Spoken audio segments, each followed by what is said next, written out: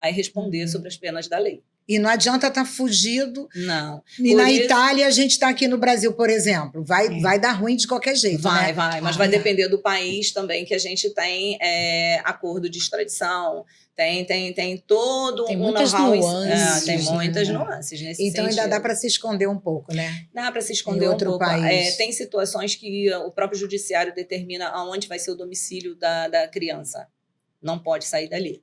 Entendi. Entendeu? Justamente para coibir isso, para o genitor, o alienador, não ter aquela... Quem detém, né, a guarda da criança ou do adolescente, para não ter essa possibilidade de, eu vou morar em outro estado. Sim, levar. Aí eu vou dificultar a convivência deles. Isso daí é tão desumano que realmente tem que responder por isso. Cleude, como um caso de alienação parental chega ao judiciário? Como é que é o processo? Através de denúncias. Uhum.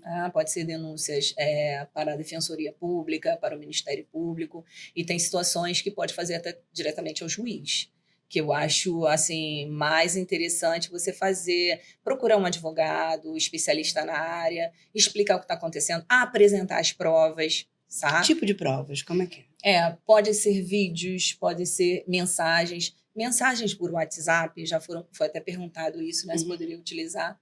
Pode sim, mas desde que sejam íntegras e que tenham autenticidade. Para você autentificar essas mensagens, leva o seu celular, tá? Vamos lá. Leva o seu celular a um cartório e o escrivão vai fazer uma certidão lavrando todo o ocorrido, certificando que aquelas mensagens são autênticas. Aquilo ali vai servir como prova no judiciário, ok?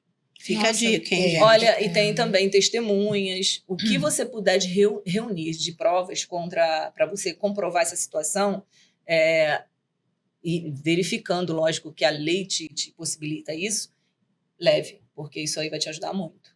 E vai preservar a criança também, né?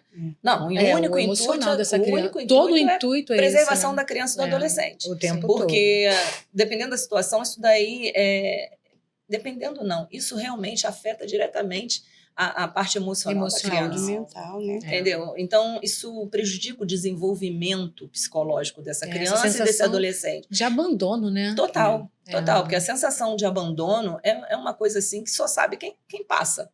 Então, às vezes não, a criança ela não consegue passar isso para você assim, conversando. Você tem que ter aquela sensibilidade, você conversar com ela e você tentar entender, você ouvir a criança, é a melhor coisa. E qual é o papel desse perito e desse psicólogo? Porque eu posso chegar e dizer, olha, meu marido está fazendo alienação parental com a minha filha e tal.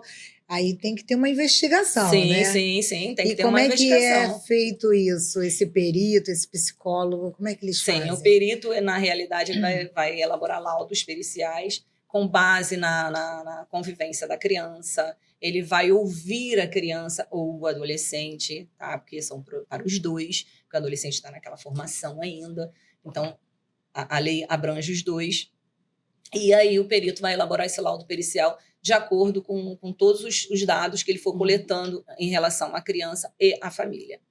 Tá? O psicólogo, a mesma coisa, só que o psicólogo ele vai mais fundo ainda, né? Ele vai querer saber realmente os sentimentos da criança. Não é que o perito não vai querer saber, gente, pelo amor de Deus, não é isso. Mas essa dobradinha aí é muito interessante para poder identificar se realmente aquela criança ela sofre de alienação parental. E olha, nas primeiras conversas dá para perceber, né? Dá Passa pelo conselho tutelar esse processo ou não? Sim. Tá. Eles acompanham. E tem algum caso real assim que você tenha presenciado, enfim, que você possa compartilhar com a gente? Eu acho que toda família tem um pontinho, né? Vamos lá. Eu conheço casos, sim, de alienação parental na infância, durante toda a infância e adolescência.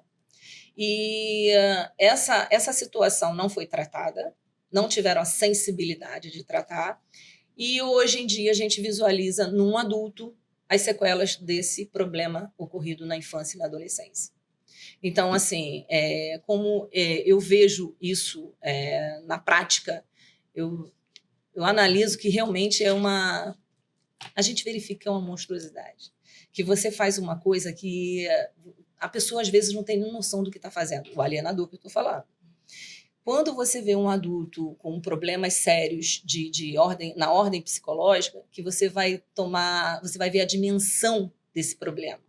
Entendeu? A dimensão dessa maldade perpetrada contra a criança e o adolescente. Gente, isso é tão Seríssimo. tão comum. É. Nós que somos professoras, né, de escolas, né, públicas, estaduais, a gente vê isso, Imagina. mas é muito. Durante a reunião assim, de pais a gente vê isso, né? E é só com pai, só com genitores, só com pai e mãe, ou assim, pode haver alienação parental em relação a avô, a tio, tia? Sim, pode sim.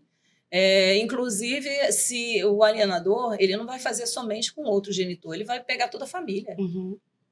Ele vai dizer que aquela família não presta, que aquela família não gosta dele, entendeu? Que a única família que realmente gosta dele é a família de cá, a família da parte do alienador. Isso aí, assim, e ele provoca esse distanciamento. Então, a criança, o adolescente, fica com aversão, verdadeira aversão à outra parte. Uhum. Você consegue verificar isso. Um psicólogo consegue verificar isso de imediato. Muito fácil, né? Muito fácil. E quanta maldade, né? E assim, eu fico pensando, e aquela outra parte, né? No caso, não o alienador, a outra parte, né? Uhum. Que foi vítima, no caso. Tem que ter coragem de buscar ajuda, porque não é para ela, é para a criança. É isso mesmo. As famílias perceberem a importância da construção da identidade, É. né? Porque quem eu sou formada? Eu sou formada por duas partes, parte de mãe e parte de pai. Querendo ou não, eu tenho que ter esse contato, né? E Tem. você podia me dizer, criança que não quer ver o outro genitor, é uma alienação ou é uma vontade legítima? Olha, tem duas situações. Às vezes a criança realmente não se sente à vontade do outro lado, né? Com a outra família. Uhum. E aí você tem que ter aquela sensibilidade de conversar com a criança, escutar exatamente o que ela está te dizendo. Às vezes a criança não verbaliza, às vezes é o comportamento. A mãe, não quero ir. Ah, pai, não estou afim de hoje ir lá para casa da minha avó, para casa da minha tia. E você vai procurar saber, entender o lado dela, por que ela não está querendo ir. Então, às vezes é uma vontade da criança. A criança não se sente à vontade lá. Uhum. Pode ser também alienação parental. Então, tem que realmente ouvir a criança. E o que é alienação parental? O que não é alienação parental, né? Para o nosso público saber diferenciar, né? Alienação parental é quando você vê que a criança está sendo manipulada realmente a não ter contato com a outra parte, a tomar aversão à outra parte. Entendeu? Não só o outro genitor, mas a família do genitor também, como a gente começou agora. Essa é a alienação parental. O que não é alienação parental é quando a